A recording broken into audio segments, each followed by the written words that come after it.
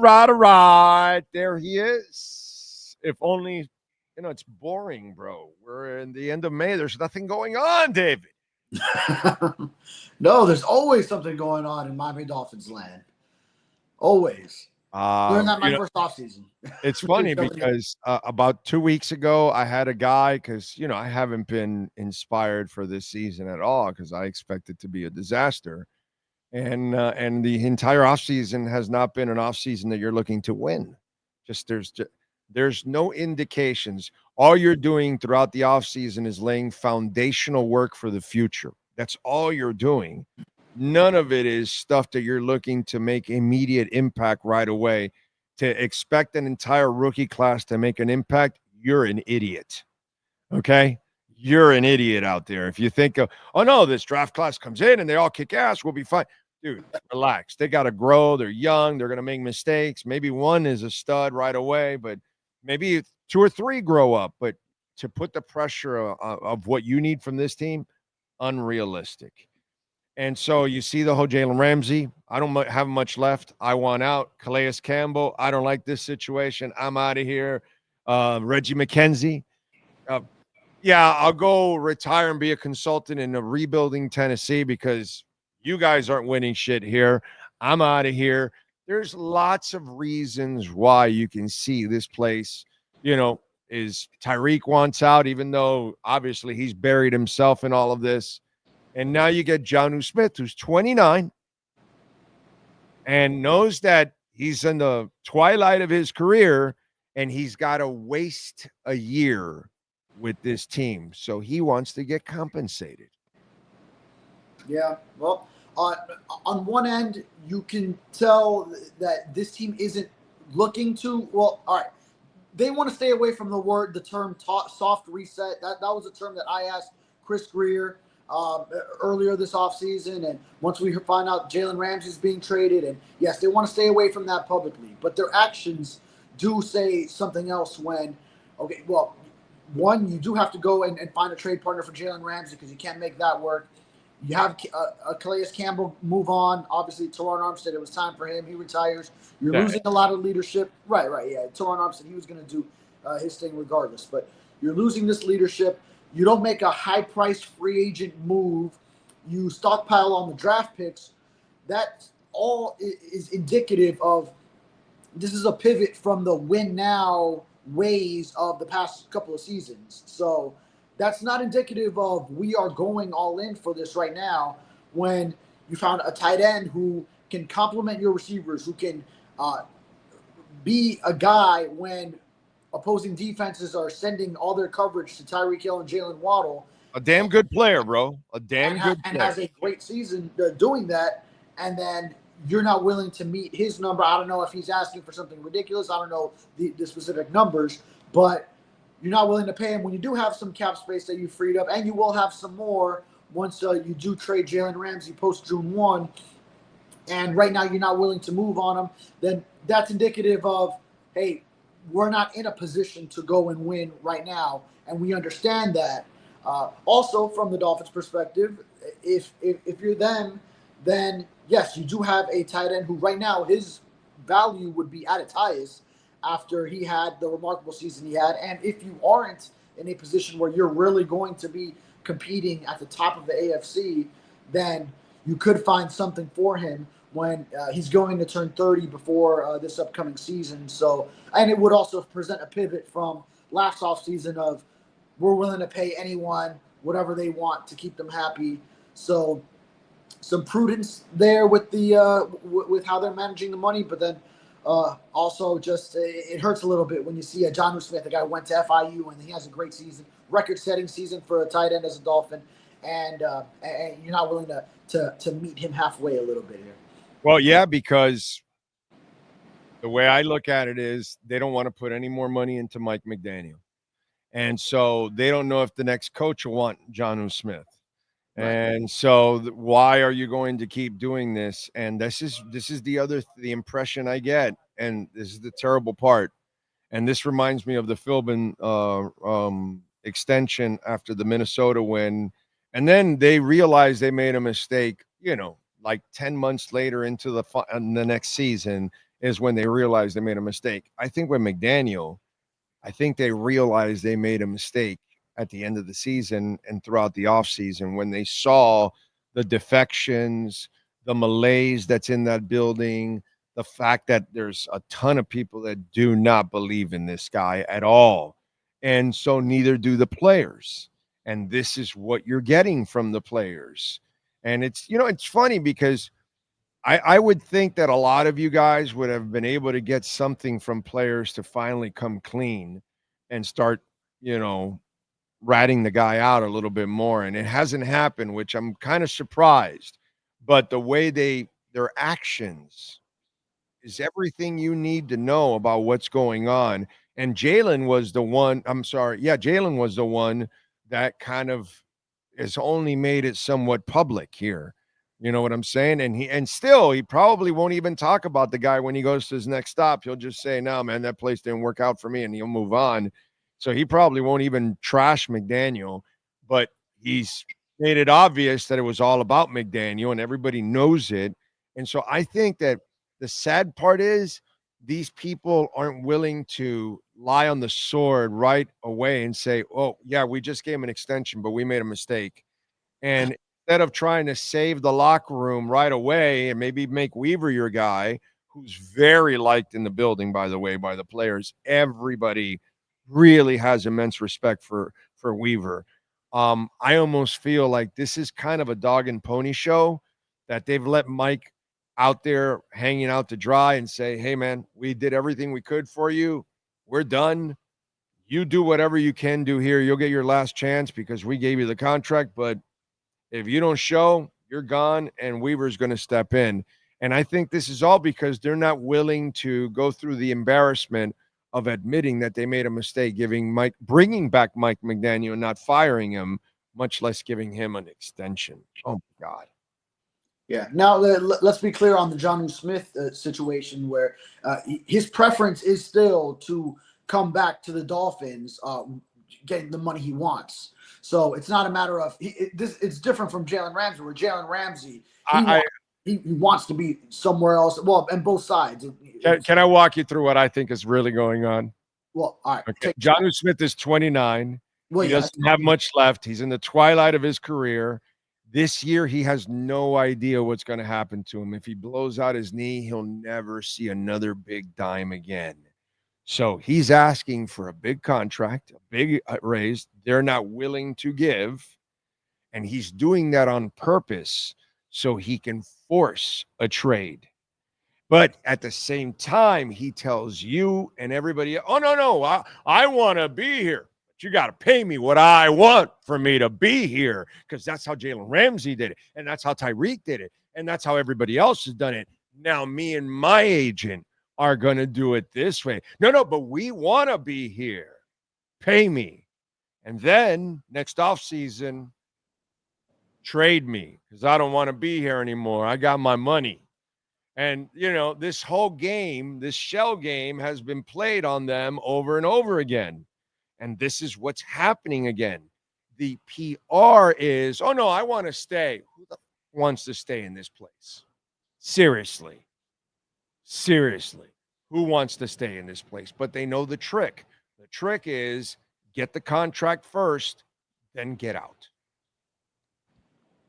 I mean, I'm not leaving it out of the realm of possibility, but it's what I've heard, as Adam Schefter also reported, is yes, that is still his preference is to be with the Dolphins. And if I'm Jonnu Smith, I would feel that because he just had his greatest season and set Dolphins records of 80 plus receptions, 880 receiving yards, and 8 touchdowns.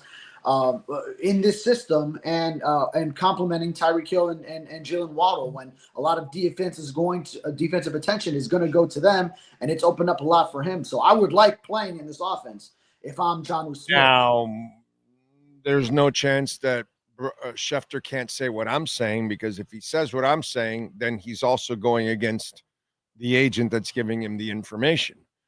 Because then, they're saying, "Oh, no, we want to stay." Well, they really don't want to stay. They're just trying to. Because you're adding opinion into it. He's saying what he's hearing, and I'm saying that's also what I've heard. So.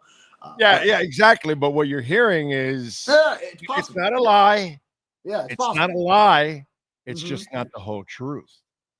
Very possible. Yeah, I mean that's how negotiations work in football and sports and anything. Yeah, it's there's always a leverage play wherever you can. So I am not canceling it out or anything. I'm just saying, yeah, that's the word.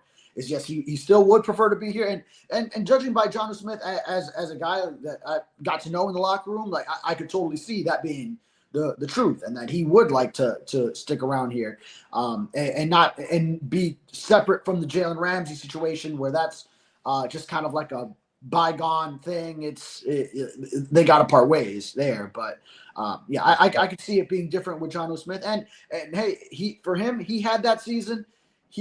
He's like you said, he's running out of years. He's about to turn 30 before next season.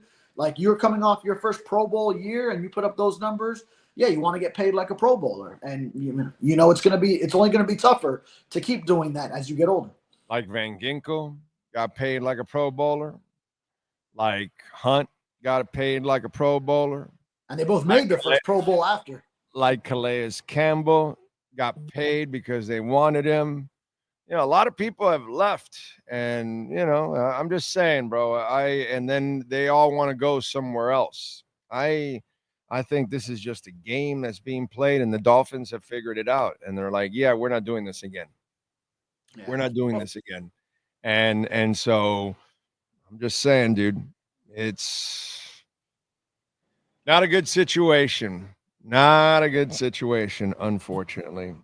And the sad part is, dude, a lot of talent has come through here the last few years. Oh my goodness, boy, I, yeah, I, I was just saying that before you came on that I really like the front office for the talent. They find talent, bro. They can draft it, they can undraft, they can get the undrafted, they can find guys, they can make some trades. All of them aren't going to work out, but most have. They're where it's killed them has been their coaching hires, and then who to keep and who to let go. Those are the decisions that have burned them. But damn, they're good. They have filtered in a lot of talent, dude. Shit. It yeah. sucks. If you put together an all Dolphins team of the past five years, you could pretty much stack up with any other roster. Now the difference for some of the other ones is that maybe they've kept together some of those guys, but maybe the top teams who are paying a top quarterback, like you're looking at the Bills with Josh Allen, like the Chiefs and the Ravens. Sure, they've had to have guys come and go, same way as the Dolphins, who now are paying to like a top quarterback, Yeah. that kind of salary. That's just part of the NFL. But I mean, the talent that the Dolphins have stacked up over several seasons, you could match it up on paper with just about anyone in the NFL. Yeah, you just needed the coaching and then to make the right decisions on who to keep and who to let go. And that's what this hasn't worked out, bro. And that's the part that freaking sucks. Absolutely, absolutely sucks. The Tyreek mess. That continues obviously in the same week. He tells you guys that he's going to church and he also hung out with Aiden Ross. That's that is right there. And he's got to prove himself in mini camps. I love that line. Yeah, what the hell do you prove in mini camp? That you showed up? I mean, that doesn't prove anything, to be quite honest. It's just a mess, dude. Just a mess. What do you do with that guy?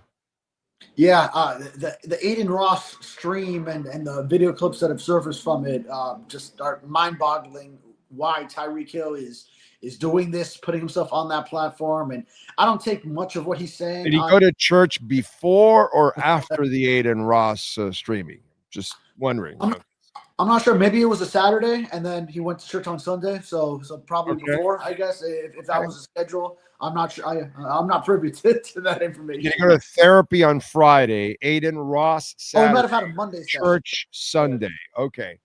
Okay. Yeah. He's taking therapy and he's going to church, and it's Right. it's just like it's like the bullshit meter just ting ting ting ting ting ting. It's just it just you guys should have a bullshit meter next to him We should all have a bullshit meter in every press conference next to Tyreek. It's just ting, ting, ting. Be just awesome. Yeah, those are a couple of his go-tos, and then also how his grandmother raised him. So Yes. whenever he's admitting to something he did wrong, he says, "That's not how my grandmama raised me." So Yeah, but that's how you turned out. So I don't know. I don't know. Man, maybe they didn't raise you, but that's how you turned out, bro. So I don't know. You know, I get it. You don't want to credit her for your behavior, but you may not want to mention her anymore. Okay, because she doesn't need to be associated with you, bro. You know what I'm saying? I don't know. I'm just saying, Tyreek, that might be the best thing you do. Don't mention good old grandma, bro. Poor. She's like, oh, son, don't mention me. Son, don't mention me. That's she's got to be embarrassed. She's got to be embarrassed. Yeah, hell no, I didn't teach you to be like that, you idiot. I'm surprised Tyreek's ears aren't the size of Dumbo's by now. Grandma should have been pulling on that shit till kingdom come. Or his nose, like Pinocchio's. No, that shit's already. Yeah, he has constant cosmetic surgery after every day. I don't know if you know that. At the end of the night, he goes into the doctor's office, and then they slice off another inch that grew every day. Because, I mean, the amount of lies that pound for that guy, his nose would be on the other side of the world already. He could actually build a tunnel with his nose from one end of the earth to the other. We could actually cross through the middle with Tyreek's nose. Well, that's why in that same regard, I view that Aiden Ross stream and what he's talking about there as the same bullshit, but in the other direction where he's doing it for entertainment, like going over the top and saying "F the Bills" and their fans, and that he wanted to punch Mike McDaniel. Maybe there were some actual moments because there's frustration in the NFL, and when you're not getting the ball as a wide receiver, maybe he actually did want to at some point, but I don't think it probably was ever to the point where he actually truly considered it or anything. So I think a lot of that was for does Tua want to punch Mike McDaniel for not getting the plays in on time constantly? Maybe so, and but I feel like that. Does he want to break a ukulele over his head? Like how many times in Heat culture have like Udonis Haslem and Jimmy Butler wanted to punch each other, or probably how many times in life does everybody want to punch Jimmy Butler? Come on, that's a terrible example. Absolutely, you picked the one person. My point is, this is the stuff that happens. If you're not feeling this way in competition in sports, over the person who is just repeatedly, in a way, trying to get the best out of you, but maybe doing it in a way that pushes some buttons and annoys you, then that's just what happens. Like Teron Armstead at his retirement party, he said that so many times Sean Payton, he wanted to drill him because of the way that he coached him up. But then he understood, looking back, it made him better for it. So a lot of that stuff. How many times everybody in the building wants to punch Tyreek Hill? I bet there's a lot of that too. How many fans, especially after last how many Dolphins in the NFL want to punch Tyreek Hill? Ooh, a lot more, I bet. Okay. All right. I'm just, I just want to make sure we throw that out there. Jonnu Smith, does he get traded to Pittsburgh because of Arthur Smith? Do Smith and Smith reunite for the second movie? Mr. and Mr. Smith. That's a good one. That would be a pairing that makes sense, and obviously they're already out there as a team in conversation. So that's a pairing that would make sense. And then for the Dolphins, they would what's the number, like $4 million post June 1 trade for Jonnu Smith. I think it's in the fours. But he really wants to stay. And then who knows if after this Jalen Ramsey trade, they clear up some cap space, and depending on the number that they give a veteran cornerback. There's still a lot of items on this checklist for the Dolphins offseason. I mean, they might as well take the cap hit on Tyreek now. I mean, the season it's really over. Like I told you, it was over in the Indianapolis loss, and nobody wanted to believe me. But anyway, the season's over. Might as well. What I never thought you would do. Everybody knows you're not trying to win, dude. And if some idiot out there wants to give you anything for Tyreek, bro, unload his ass now and take the hit post June. Whatever it is, there is no more reason you are not competing for anything this year. Dude, really? Do you think this team has a chance to go to the playoffs? Seriously. Seriously, I could see them as a Week 18, still have a scenario out there, that type of team, like borderline playoffs is where I truly predict they will be, like hovering around 8-9, 9-8 to get into the postseason on Week 18. La Vena. I mean, hold on. I'm trying to find my vein. I'm trying to find my vein. Hold on. That is not good by any means. That's very average, which is what the Dolphins are right now. I don't know. I don't know if they'll be average. They were not average. Even average. You have they were average. They were average with like talent with that guy. Like they were average because they could only beat bad teams and they still couldn't beat the good teams. This is assuming health for Tua, which also is something that could go awry very easily. So that would be a difference from last year. Is if Tua plays more games than is healthy, then but given the different roster, I could see him just in the same boat at the end of the season if Tua is playing more games. That's the thing. So, David, then you have them getting rid of McDaniel at about week 8 and then going on a 9-0 run. Well, finish 9-8 for the season. I like that. I like that. I like that a lot. That's I know Big O doesn't want anyone looking at the schedule, but when I look at the schedule, I'm looking at the first half of the season as do this to you, bro. As where the Dolphins are stocking up wins, and then they give you hope mid-season, and then hold on. But that second half of the season, it's going downhill. So where's my heroin? I know I brought it for this segment. God. I mean, seriously, come on, bro. You're really going to do that to yourself? Oh, that's right. Your editor won't want you to spin it like it's over before it started.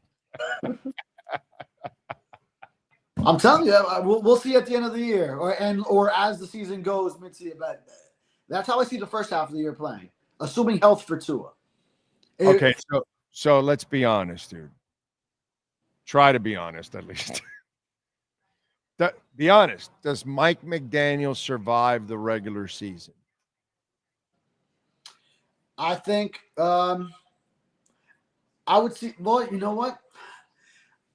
I might see it where even if, because I would have no fence straddling. No.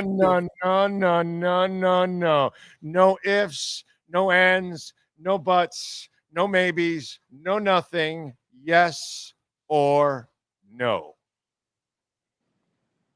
I'm going to lean yes by a little bit. Yeah, I had to try to be politically. That's a no. That's a no right there. He just can't say. But if he's saying they're going to get close to a playoff win, then he believes that Mike McDaniel will stay. In his scenario, Mike McDaniel is winning games. But in your scenario, he gets fired. Listen, and Weaver is the one that gets us. Yeah, but I'm the one that goes 17-0 on the schedule game. Yeah, but you have Weaver. Yeah, but this year I can't do it. Even he can't do it. And he got to. Okay, so you got him surviving. I'm going 9-8 or 8-9, and then I say he's gone by week 10. I could see where Stephen Ross says, although we missed the playoffs again, and that it's unacceptable, and the status quo is unacceptable, I still believe that this is the group to bring along this, and maybe sees enough good from the young core coming up. You know why I disagree that that's going to happen? If you wait to the end of the year, you lose Weaver. Weaver doesn't come back to this. He's been here. He's not going to come back to it. So he will leave to greener pastures. you have to fire him in the regular season and give Weaver some games so you can see what he can do, players can see what he can do, and then you can also win him over by giving him the power right away and massaging him from the get-go and already making him feel like it's his team. If you wait to the end of the season and he has a chance to go visit other teams and he's been in other organizations like Baltimore, so you better scoop them up now, because your candidates in the offseason will be Adam Gase-like, will be Brian Flores-like, will be Cam Cameron-like, will be the late Tony Sperano-like. So you know what you've gotten. You're not getting elite anymore. Those days were done. You were getting the Parcells and you were getting the Sabins and you were getting the JJs. You're not getting those anymore. Now you're getting, second, third rate guys that don't turn into anything. You have a guy in the building, looks first rate to me, dude. Looks first rate. Looks like a guy that can turn into a real head coach, knows how to lead men. And I think that's very, very important. If I'm the Dolphins, I think they've realized this, and I think they're gonna let him sink or swim, and they know he'll sink because they've kind of set it up that way. And by week 10, he's gone, so you can give Weaver some time, and people can get acclimated and like him and all that kind of stuff, and you can move on. That's just me. We'll mark this down because I've said this already a couple of times, but you'll see. You'll see. The interesting thing, though, is how so much is still invested in the offense. And then now Weaver on the defensive side, he's got this secondary that's going into the season looking like already a very depleted group, not just void of top-notch talent. So that's a challenge that they've set against. I love it. Against Weaver. And now he'll only look better if he accomplishes something with it. But he did it last year with no pass rush. Now he's going to do it with no secondary. Yeah. Now he's reversed. Right. So now he's going to go out there, and if he does it again and gets him into the top 10, top 15 with no secondary because he mixes it up in the front, then you're gonna go, this son of a bitch has to stay. We have to elevate this man. This is the man, and that's my point. I'm going to be laughing my ass off when he does a decent job because he has a good front seven. If they can stay healthy, because they don't have a lot of depth, but if they can stay healthy with that front seven, they're going to be pretty good, and it might set him up. That's why I'm telling you, this is all they set up Weaver more to succeed than McDaniel. And so I think they've set up Weaver more because they want to move into Weaver's house and out of the McDaniel condo. So that's just me, bro. But what do I know? I've only been on the beat 35 years. Yeah. But at the end of the day, it's going to come down to how Mr. Stephen Ross sees it. So, yeah, that's going to be a good one. All right, what do you got going on the Sentinel so folks can check you out, my friend? Yeah, I did just write yesterday about Bradley Chubb, him coming along, and how he looked great, actually. It was only OTAs, and that was in my headline. It's only OTAs, but he's looking the part as he comes back from missing the 2024 season. And aside from that, it'll be more now Jonnu watch along with Jalen Ramsey watch as the clock ticks for that key June 1st date. So that'll be a big thing next week. And then they also have another OTA next week, and then mandatory minicamp later on after that. So still plenty going on in Dolphins land. Beautiful. All right. Follow him on Twitter at David Furones _. Call my friends Welt Rheaume. They make this segment happen. They keep this platform afloat. 954-966-4646. Many of our listeners in the last 5 years have called Welt Rheaume. June, by the way, this next month, we become 5 years on the platform on our own. Bankruptcy, homeowner property damage, condo damage, criminal defense, business owner claims, commercial litigation, personal injury. We've had listeners in Central Florida, West Coast, and here in South Florida. Call Welt Rheaume. They have their own adjusters. So if you got a leaky roof, you got a brown stain, you're wondering what's happening, they send their own adjusters there, and then they go after the insurance company. Maybe they can get you a new roof, man, and do it now before hurricane season starts, or take this number down, because a lot of our listeners on the West Coast after those 2 hurricanes called Welt Rheaume. Save the number. Maybe you don't need them now, but if something happens, never call the insurance company. Never. You call Welt Rheaume first. They send their adjusters, and then they call the insurance company. When they hear first from the lawyer, not the client, they get their attention right away, baby. 954-966-4646. David, have a great weekend. Likewise, my man. Thank you.